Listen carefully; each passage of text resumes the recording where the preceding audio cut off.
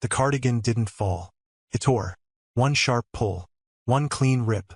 And 26 years of armor hit the marble floor in a heap of stretched gray fabric. Kalen Ellison didn't move.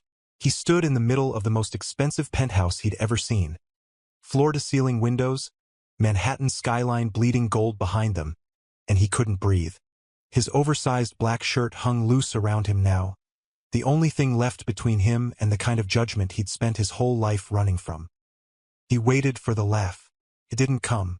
Varric D'Angelo stood less than 2 feet away, dark eyes moving across Kalen's face like he was reading something written in a language most people never learned. He wasn't smiling. He wasn't sneering. He looked calm. The kind of calm that costs something. "You dress," Varric said quietly. Like someone apologizing for existing. Kalen's mouth opened. Nothing came out. His hands moved on instinct. Reaching down for the cardigan, fingers closing around the torn fabric. But Varric's hand got there first. Not grabbing. Just blocking. One steady palm pressed flat over Kalen's knuckles. "Leave it." Hi viewers.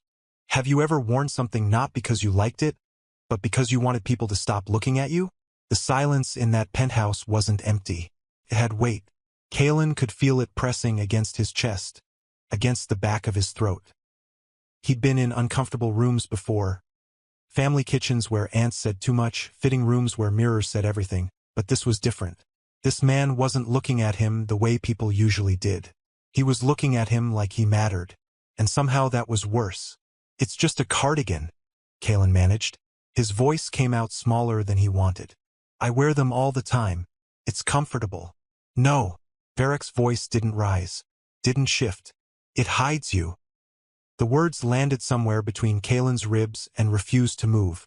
He laughed, that nervous, deflecting sound he'd perfected by age 12, and took one small step back. "I don't know what you mean." Varric let him step back. Then he reached for the phone on the desk behind him and pressed a single button. "Marcus." His voice carried no urgency, just authority, the kind built over years, not borrowed. "Send Delmont up. Tonight." Pause. "Tell him he's measuring for a full wardrobe. Custom. Every piece." Kalen blinked. What?" Varric set the phone down and turned back to face him. "You saved my cousin's life 3 weeks ago. You ran into traffic. You didn't ask who he was, you didn't wait to see if someone else would move. You just—" He stopped. Something crossed his face, brief and unguarded. "You just moved." "He was scared," Kalen said simply. "Yes." Varric studied him. "And you didn't think about yourself once. That's not— I mean, anyone would've." "No." The word was flat, final. "They wouldn't." Kalen looked away. Through the wall of windows, the city hummed 40 floors below. Taxis, lights, 8 million people, none of them standing in this room having this conversation. He felt the torn edge of the black shirt brush against his arm and fought the urge to cross his arms over his stomach. Old habit. Varric noticed anyway. "Stop," he said softly. Kalen froze. "Your hands. You were about to cover yourself." Heat climbed Kalen's neck. "I wasn't. You were. No cruelty in it. Just fact. You've done it 4 times since you walked through that door. 4 times." Kalen hadn't even realized. His hands hung at his sides now, stiff and uncertain, like he'd forgotten what they were supposed to do when they weren't busy hiding him. The elevator across the room chimed. A lean older man stepped out carrying 2 large cases and a measuring tape looped around his neck. He moved with the efficiency of someone who had dressed half of Manhattan without being impressed by any of it. "Mr. D'Angelo." The man, Delmont, apparently gave a short nod. His eyes moved to Kalen without judgment. Professional. Clean. "This the client?" "Yes," Varric said. Kalen turned to him quickly. "You don't have to do this. I'm serious. I don't need." "What do you need?" Varric asked. The question was so direct it stopped every rehearsed protest Kalen had lined up. Nobody had ever asked him that. "What do you need?" Not "what do you want?" Not what would make you more presentable. Not what would make everyone else more comfortable around you. "What do you need?" Kalen stood there. 26 years old, torn cardigan on the floor, Manhattan at his back, and realized he had absolutely no answer. Delmont set his cases down without ceremony and snapped one open. Fabric swatches, thread cards, a small notebook. "We'll start with measurements," he said calmly. "Then preferences, comfort points, movement range." He glanced at Varric. "Timeline, 2 weeks for the first pieces," Varric said. "The gala is in 4. Kaelin's head snapped up. "Gala?" Varric met his eyes. "You're coming with me." Not a question. Not quite an order. Something in between, the kind of sentence that expected to be obeyed but left just enough room for the other person to feel like they chose it. "I don't," Kaelin started. "You've spent long enough disappearing," Varric said. "For weeks. That's how long you have to get used to being seen." Delmont moved around Kaelin with practiced quiet, making small notations, never touching without asking first, never commenting on anything except proportions and lines. It should have felt clinical. Didn't. Felt careful. Like someone handling something they didn't want to break. Kaelin stood still and let it happen. He didn't know what else to do. He stared at the torn cardigan on the floor. All those years of careful shopping. Always 2 sizes up, always dark colors, always enough fabric to disappear inside. Crumpled on marble like it was nothing. Maybe it was nothing. Maybe it had always been nothing. He didn't know yet. What he did know was that somewhere far below this penthouse, a black car had circled the same block 3 times since Kaelin walked in. And nobody inside the room had noticed. Yet, 3 weeks earlier, Kaelin was running late. Not the graceful, fashionable kind of late.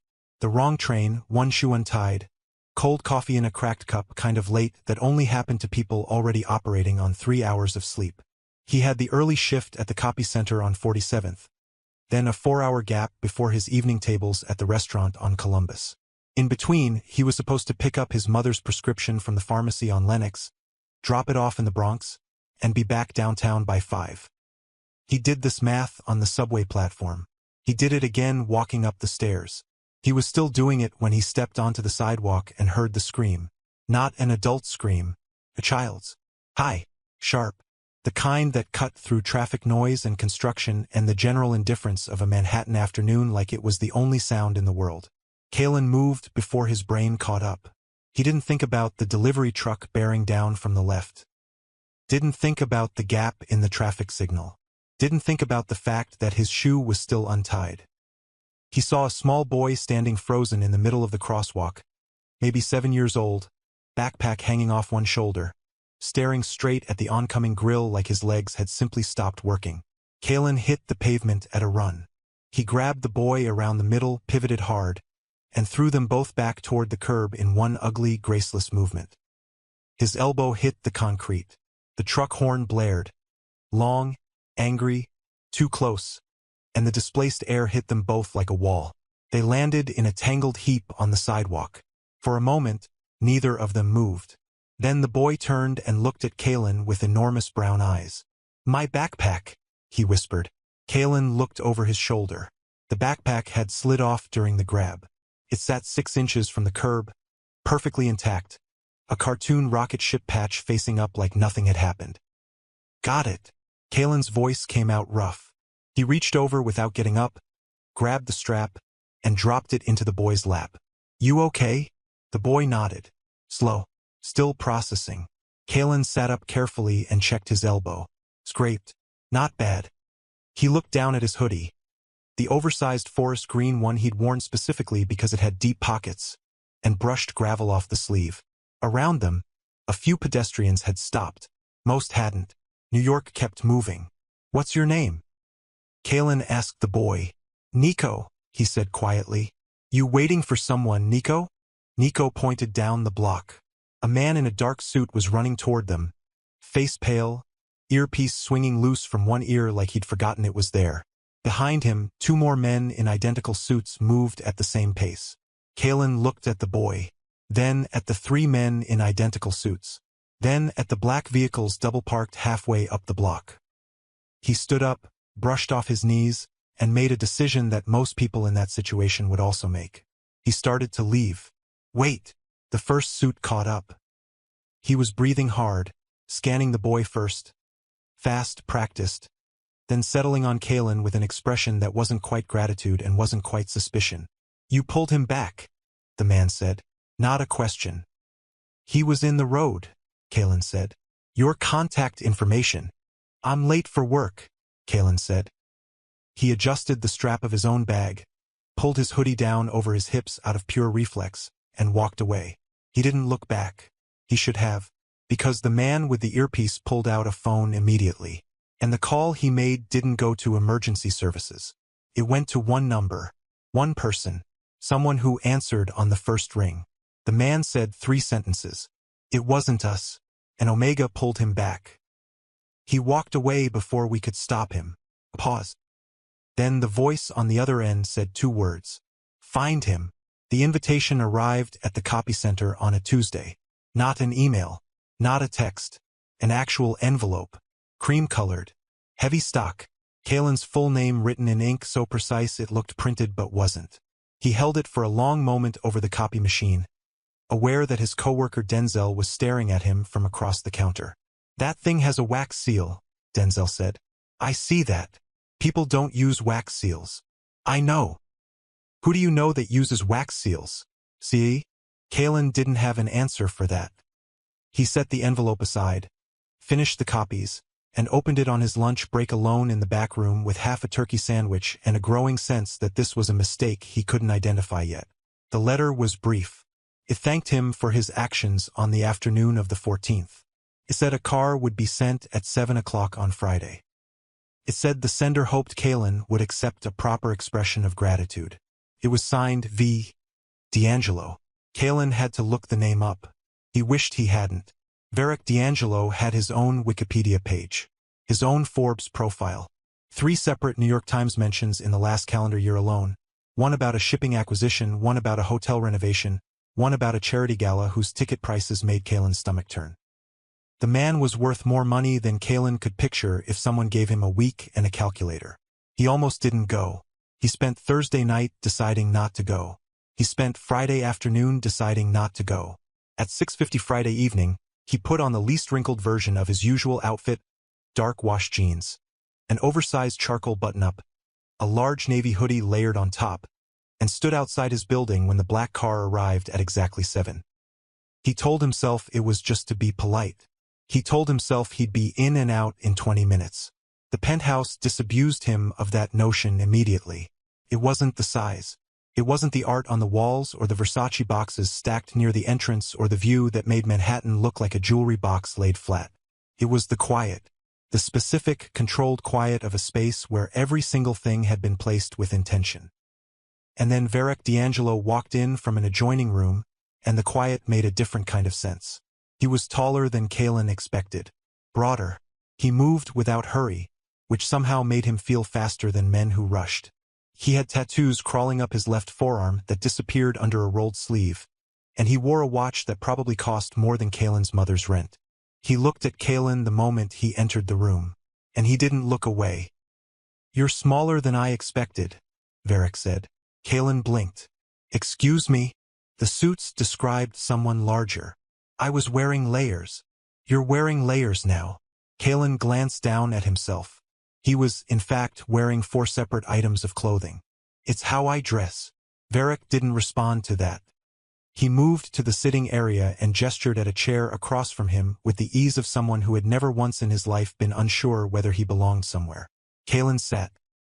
He told himself to relax. His hands found the hem of his hoodie and pulled it down anyway. You didn't take the car's contact information, Varric said. You didn't leave your name. You didn't wait to confirm the child was okay. He was okay, Kalen said. I could see that. You checked. Of course. Varric studied him. From a distance. I was late for work.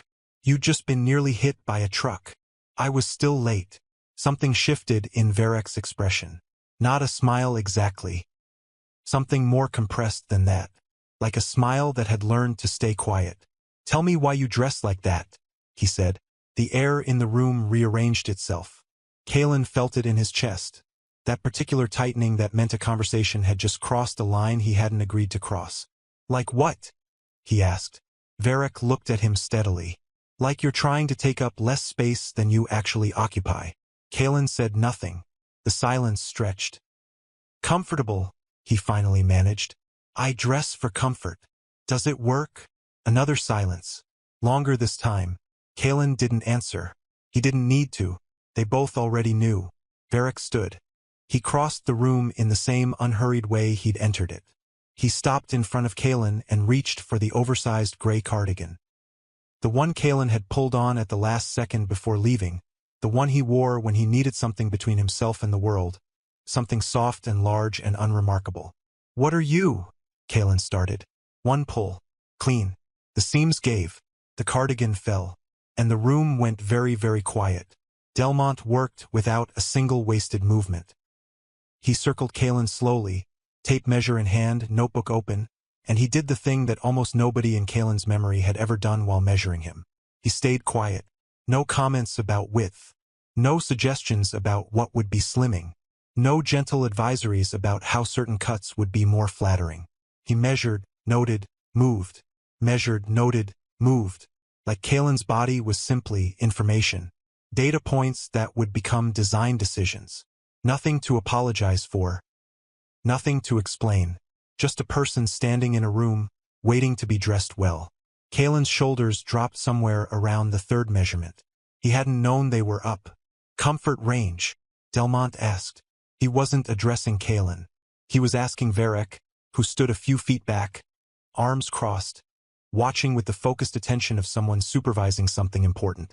Ask him, Varric said. Delmont turned to Kalen. Fabrics. What do you hate? Kalen blinked. What I hate? Scratchy. Stiff. Things that pull when you move. Things that show. A small pause. Professional. Anything you'd rather not show. What bothers you? Something in Kalen's chest cracked open. Just slightly. Just enough. Anything tight at the stomach, he said quietly. Noted. And shirt collars that gap. When the buttons don't sit right. Noted. Delmont's pen moved. Anything else? Kalen hesitated. Things that ride up. When I move and everything shifts. We'll build movement allowance into every piece. Delmont said it like it was obvious. Like of course that was a thing. Like every person who had ever stood in a fitting room in Kalen's entire life had somehow simply forgotten to mention that clothing was supposed to move with the person wearing it. Varric said nothing, but Kalen saw him watching. That steady, unreadable attention that had been on Kalen since the moment he walked through the door. Not predatory. Not possessive. Something more patient than either of those things. Like he was waiting for something specific to happen. Like he already knew it would. Colors? Delmont asked. Dark, Kalen said automatically. Why? The question surprised him. Because they're easier. Easier how? Kalen opened his mouth. Closed it. The real answer was sitting right there. Because dark colors meant nobody looked twice. Because dark colors let him disappear into a room instead of filling it. But he didn't say any of that. Just preference, he said. Delmont made a small sound that wasn't quite agreement. He wrote something down. Kalen couldn't see what. Varric spoke then. Quietly. What's your favorite color? Kalen turned to look at him. What? Not the safest one. Not the one that helps you hide. Varric's voice was even. Your favorite. A long moment. Kalen looked at the floor. The marble was pale gray with veins of white running through it. He thought about a jacket he'd seen in a shop window once. Deep burgundy, almost wine dark, the kind of color that looked expensive without announcing itself. He'd stood outside that window for a full minute before reminding himself it wasn't a color for him. Burgundy, he said. He said it like a confession. Varric turned to Delmont. Start there. And something in Kalen's chest cracked a little further. The fitting took almost 90 minutes. By the end, Kalen was sitting on a low bench against the wall, jacket off, in just the oversized black shirt and dark jeans, while Delmont packed his cases with the systematic efficiency of someone who'd done this 1,000 times. He'd asked Kalen questions no tailor had ever asked. How do you sit most often? Do you run warm or cold? Do you prefer waistbands or structured cuts? Do you want the fabric to skim or to fall? Not, how big are you? How do we minimize this? What are we working around? Just what do you need? Kalen was still thinking about that when Delmont snapped his second case closed and gave Varric a small nod. 2 weeks, he said. First round. Good. Delmont left without ceremony. The room got quieter. Kalen looked at his hands. Then at the torn cardigan still on the floor where it had fallen. He'd been stepping around it this whole time. Neither of them had moved it. "Why are you doing this?" he asked. Varric turned from the window. "Which part?" "Any of it." Kalen gestured vaguely. "At the room, the cases, the evening, the conversation. You could have sent money. A check. Something normal. Why did you—" He stopped. Started again. "Why do you keep looking at me like you're trying to figure something out?" Silence. Then Varric crossed the room and sat in the chair across from him. Not the chair he'd used before, the formal one. The closer one. The kind of distance that required you to actually look at the person you were talking to. "I've spent a long time," Varric said slowly, "surrounded by people who want things from me." Kalen watched him. Money. Access. Protection. Appearances. He paused. "Everyone around me is managing something. Every room I walk into, people are performing. And you ran into traffic," Varric said, "without checking who was watching. A beat. You helped a child you didn't know. You didn't wait to see if it was worth it. You didn't calculate the return." His eyes didn't move from Kalen's face. "I haven't met someone like that in a long time." Kalen didn't know what to say to that. He didn't think he was supposed to say anything. "The clothes," Varric continued, "are not charity. They're not a gift. They're—" He searched for the word. "A correction. Someone should have done this a long time ago." Kalen looked at him for a long moment. Then he looked at the torn cardigan. Then back at Varric. "You don't even know me," he said softly. "No," Varric agreed. "Not yet." Outside, 40 floors below, the black car that had been circling the block finally stopped. A man got out.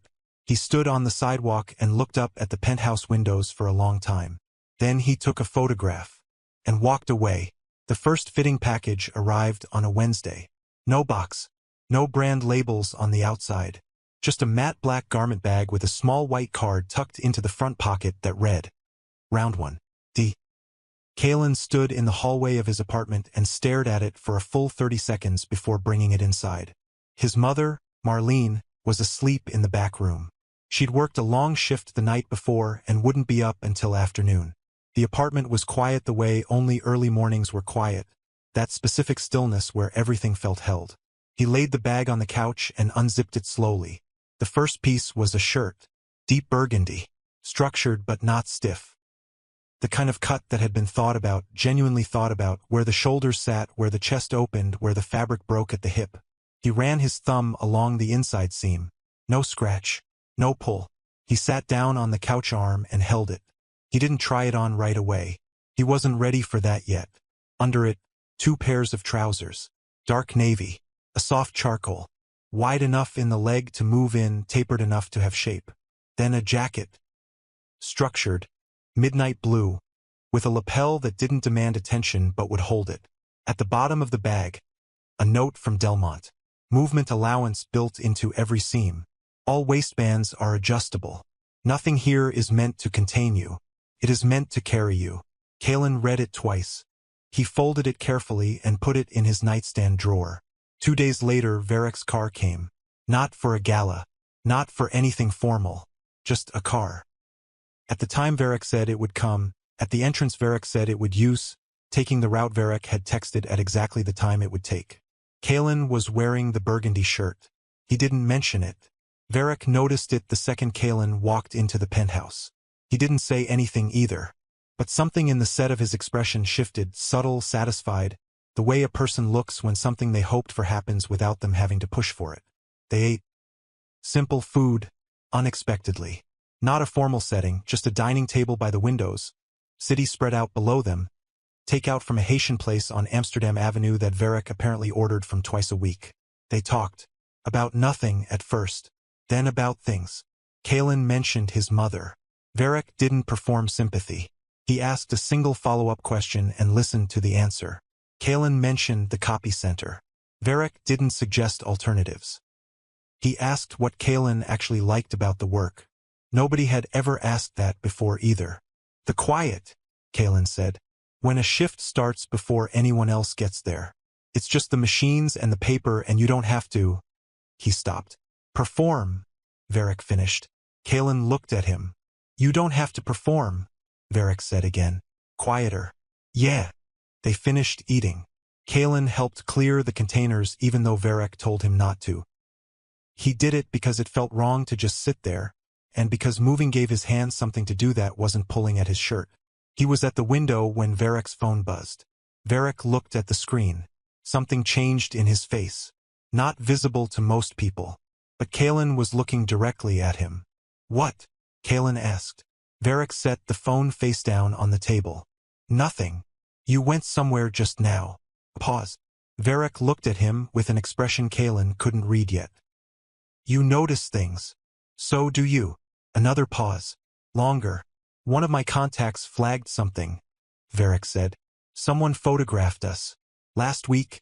Outside the building. The stillness in the room changed texture. Photographed us, Kalen repeated. It happens, Varric said. Steady. Careful. People watch me. Comes with, he stopped. Restarted. It's not your concern. Is it yours? Varric looked at him for a moment. Yes, he said honestly. Kalen turned back to the window. The city below was starting its evening. Lights coming on in the high-rises.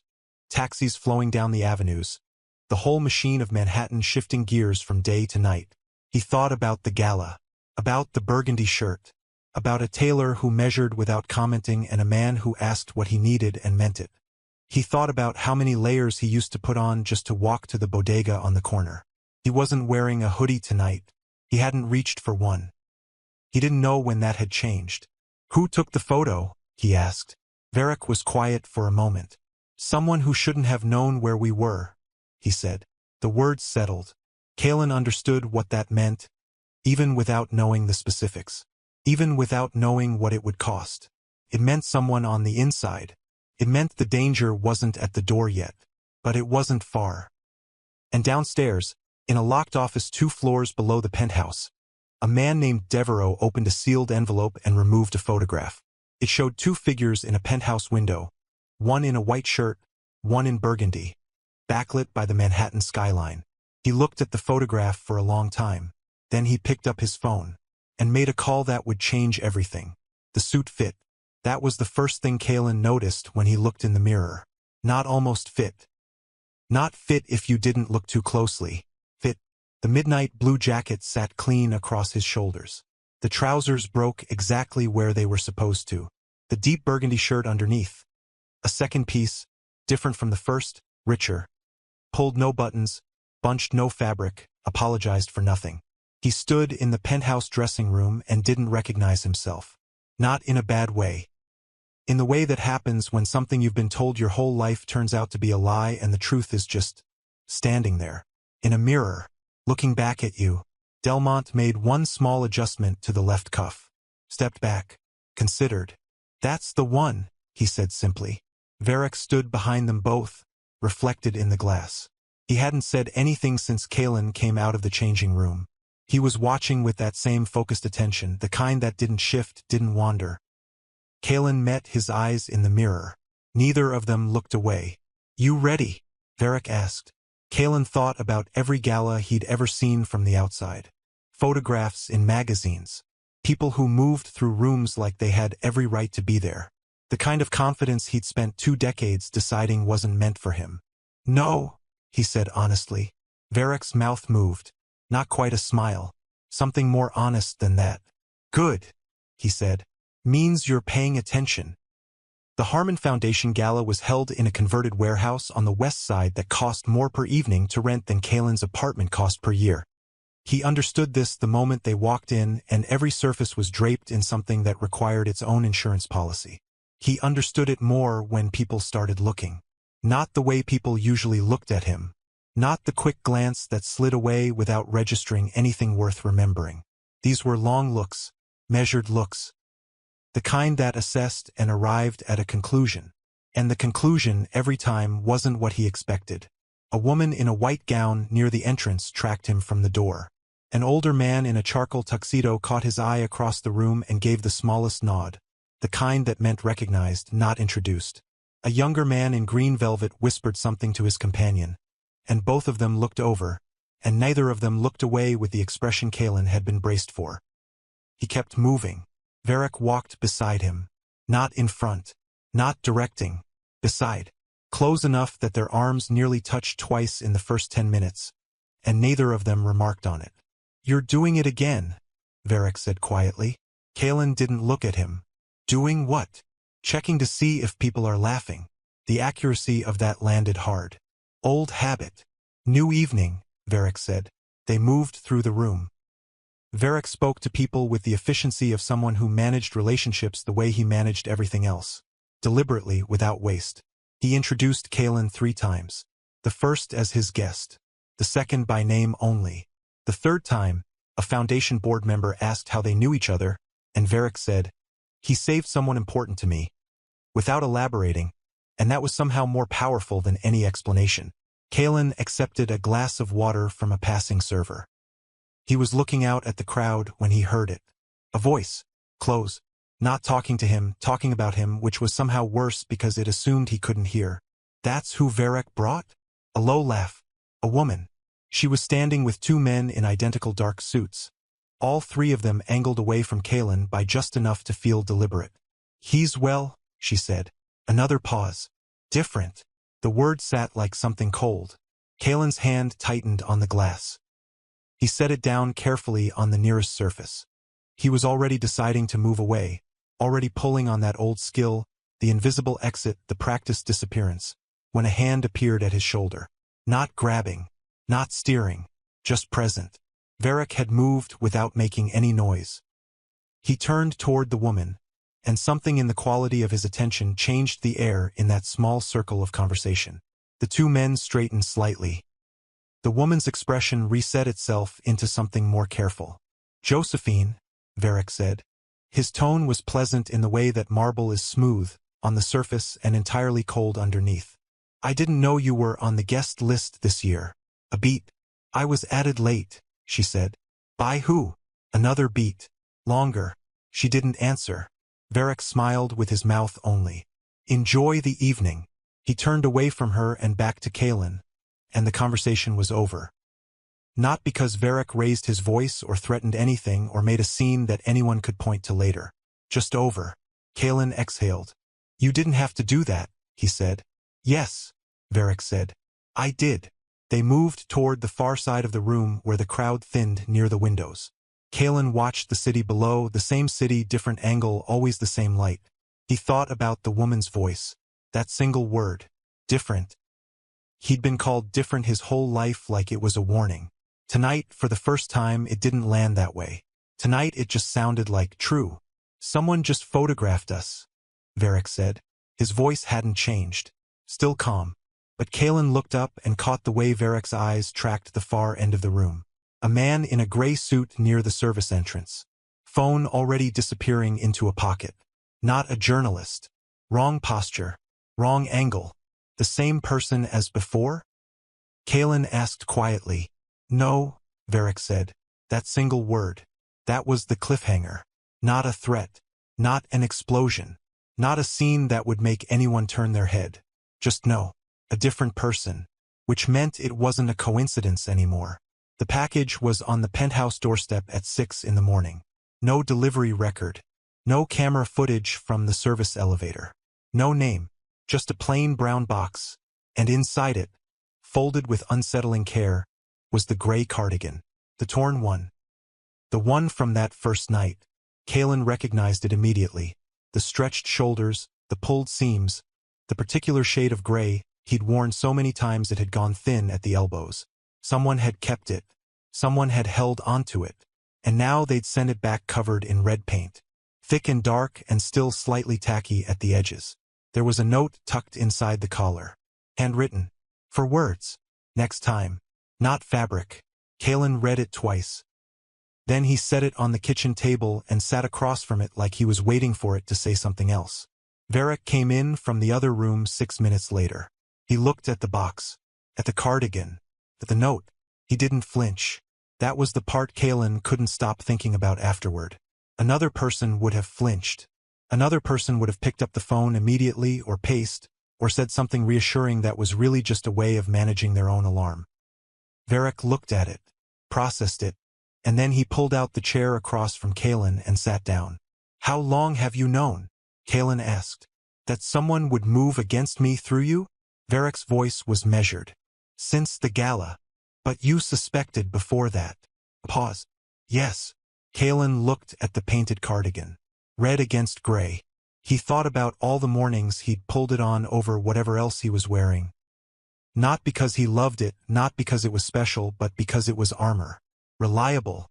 Invisible. And someone had taken it. And used it.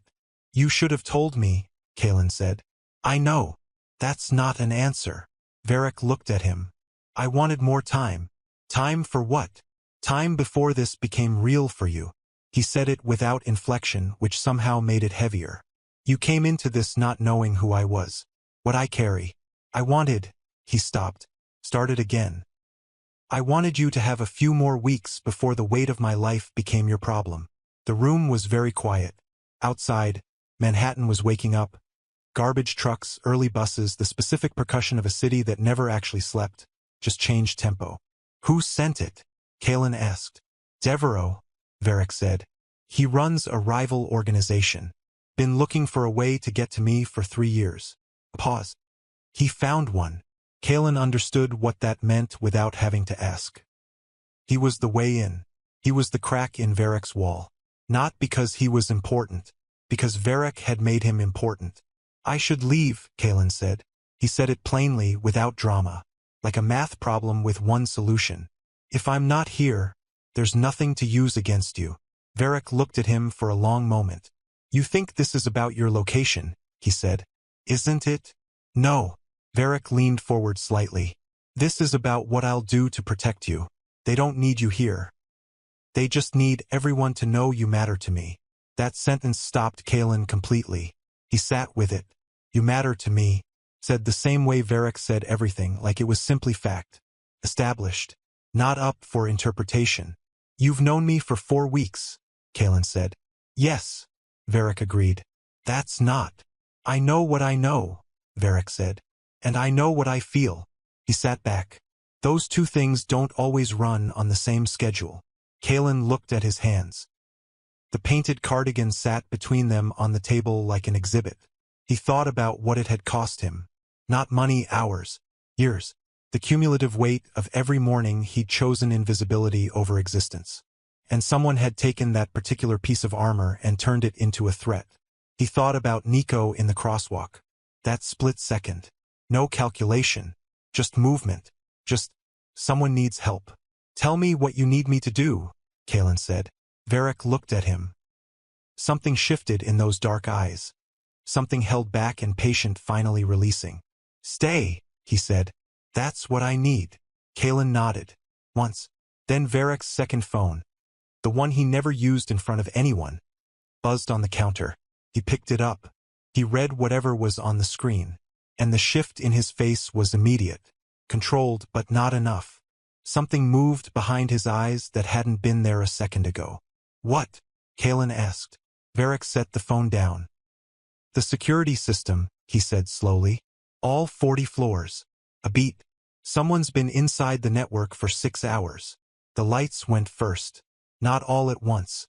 1 floor at a time, from the top down, like something methodical was working its way through the building with no particular urgency. Like it had all night. Varric moved before Kalen had fully processed what was happening. With me, he said. No pause. No room for questions. Kalen was already moving. They went through the kitchen. Not the elevator, not the main stairwell. Through a door behind a panel in the pantry wall that Kalen had walked past a dozen times and never noticed. Stone steps, narrow, lit by emergency strips along the baseboards that threw everything in cold blue. Tunnels. Actual tunnels beneath the building, and beneath those something older. Something that felt like it had been here longer than the penthouse above, longer than the address, maybe longer than the block itself.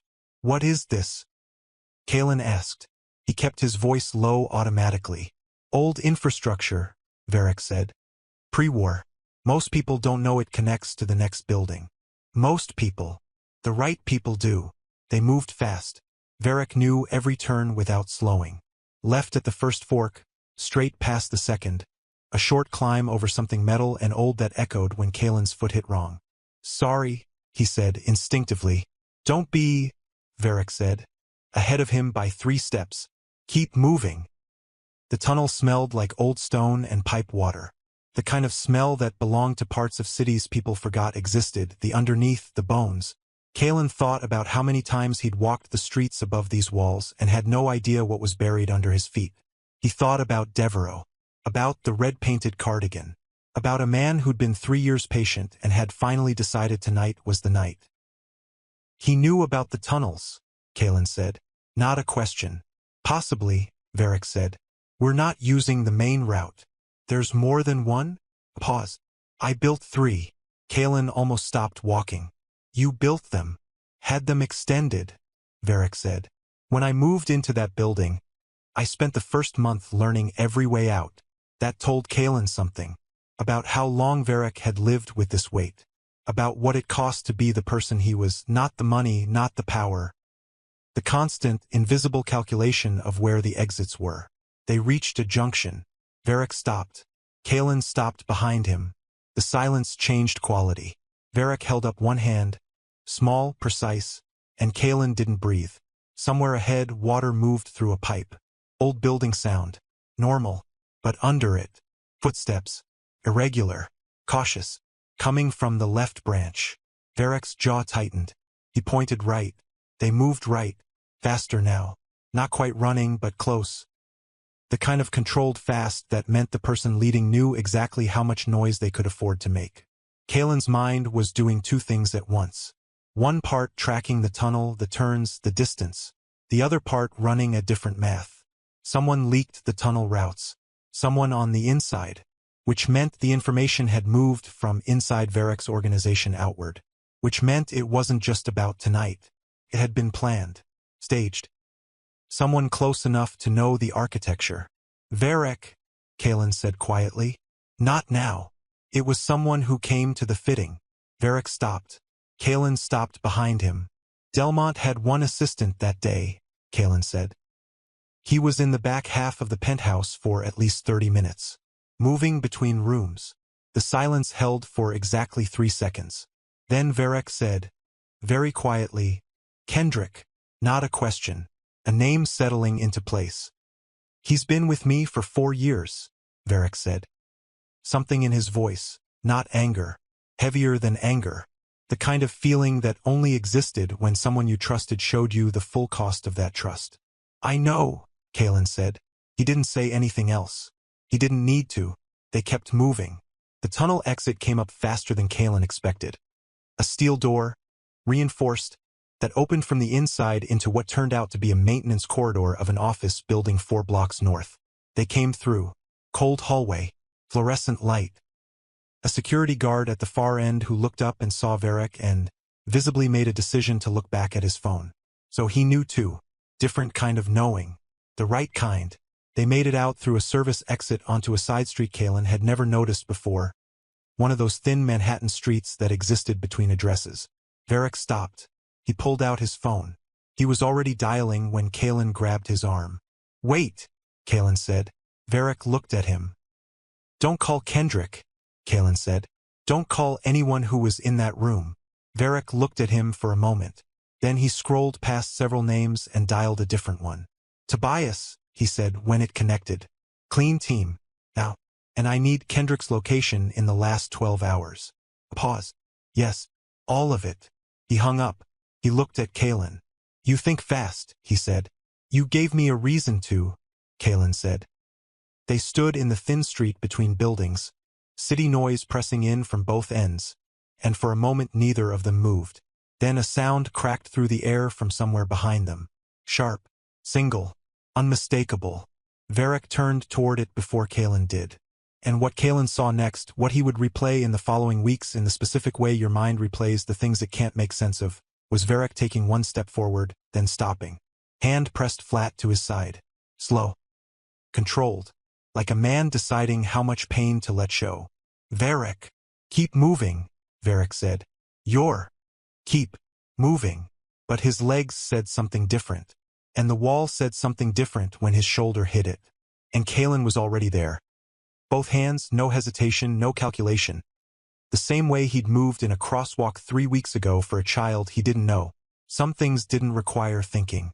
Some things just required you to move. The nearest safe house was 6 blocks east. Kalen didn't know that. Varric told him, one word at a time, between controlled breaths that were doing the work of managing pain so his voice didn't have to. Left on 10th. Right on the next block. Green door. Kalen held him up. One arm across Varric's back, the other flat against his ribs on the uninjured side, and they moved through the city like two people who'd had too much to drink at a party. Unremarkable. Slow. Leaning on each other in the particular way that told no one anything. New York let them pass. It always did. The green door opened from a code Varric gave him in 4 separate numbers with deliberate pauses in between, and inside was a low-lit space, clean, spare, the kind of room that had been designed to handle exactly this kind of emergency. First aid kit on the wall. Mounted. Medical grade. Kalen got Varric onto a low couch and got the kit down in under 20 seconds. He'd taken a basic first aid course 3 years ago for a job application he'd never followed up on. He used everything he remembered from it now. Varric watched him work without commenting. That alone told Kalen the injury was manageable. A graze, deep, still bleeding steadily, but nothing that required the kind of decision that ended evenings differently than this. You're going to need a doctor, Kalen said. Tobias will send one. When? 20 minutes. Kalen pressed clean gauze to the wound and held it there. His hands were steady. He didn't understand why exactly. He should have been shaking. He was terrified. But his hands had apparently decided that was information they didn't need right now. It was Kendrick, Varric said. Flat. Certain. Yes. He was with me at the company before I expanded. He knew the building plans, the tunnel system, the modifications I made. How did they turn him? Pause. Money, probably, Varric said. Or leverage. Devereaux is good at finding which one applies. His eyes moved to the ceiling. I should have seen it. You trusted someone, Kalen said. That's not the same as missing something. In my world. In any world, Kalen said. There's no version of being human where trust doesn't cost you sometimes. Varric looked at him. Kalen kept pressure on the wound and didn't look away. You're not what I expected, Varric said. You keep saying things like that, Kalen said.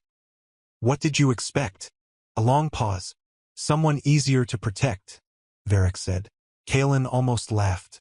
The sound that came out wasn't quite one. Closer to something cracked open at the edges. I've spent my whole life making myself as small as possible. Easy to overlook. Easy to set aside. He adjusted the pressure on the gauze. Nobody's ever needed to protect me because nobody ever thought I was worth coming after. I did. 2 words. No elaboration. Kalen sat with them. A knock at the door. 3 sharp. 2 soft. Varric nodded. Kalen opened it, and a woman in a black coat entered with a medical bag and the focused energy of someone who'd made this particular house call before. She assessed the injury, replaced Kalen's gauze with something more precise, and worked in near silence. When she was done, she told Varric he'd live, which didn't seem to surprise either of them, and she was gone in 11 minutes. Kalen sat on the floor next to the couch after she left.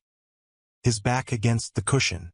Varric's hand, at some point during the last hour, had come to rest near Kalen's shoulder.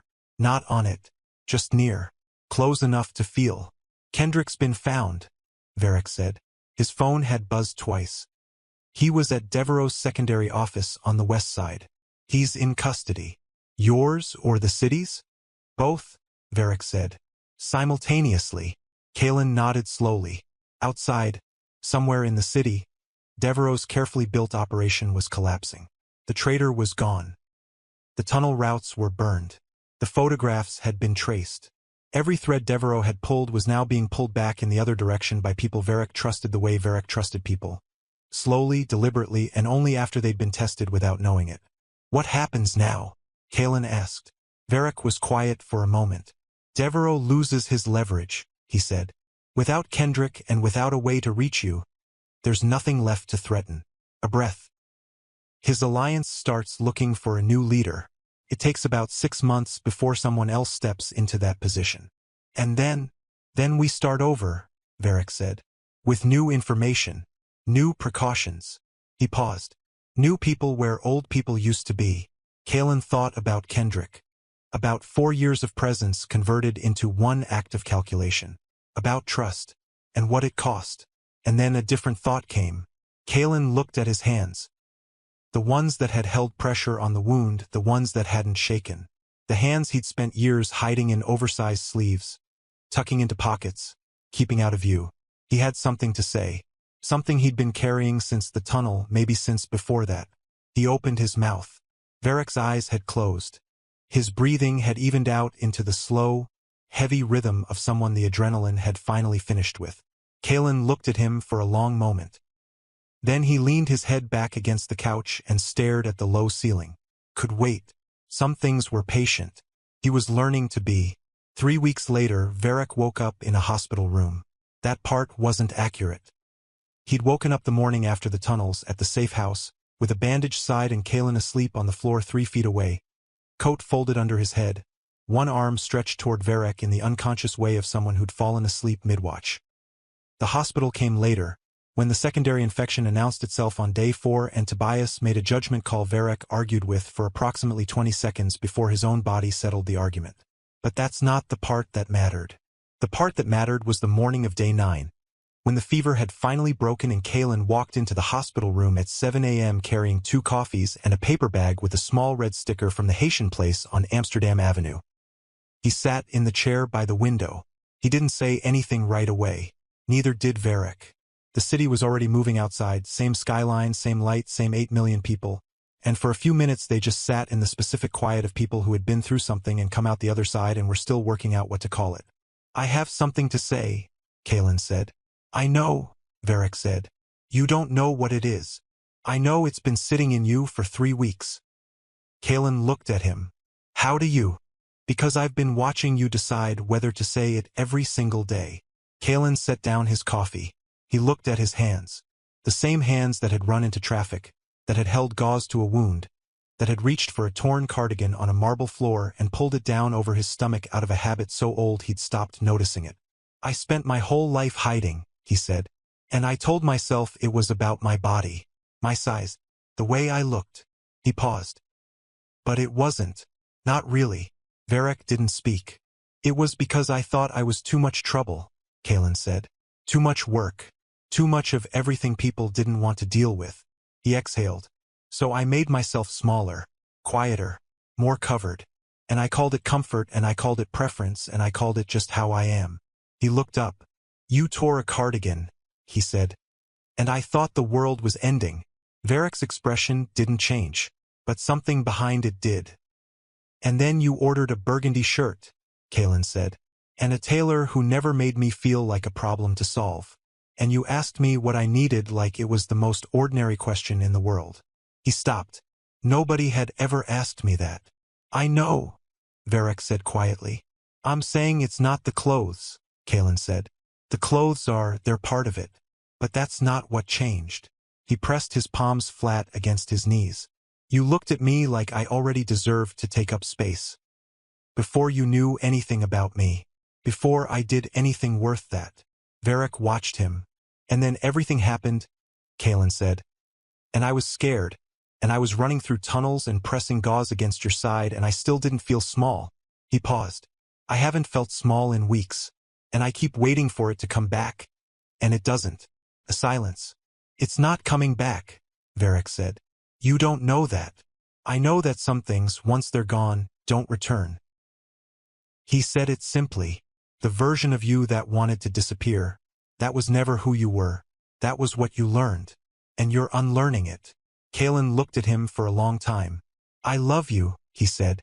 He said it the way you say something true that you've been carrying so long your arms are tired. Not performing it. Not building to it. Just setting it down. Varric looked at him. Something in his face that Kalen had never seen before.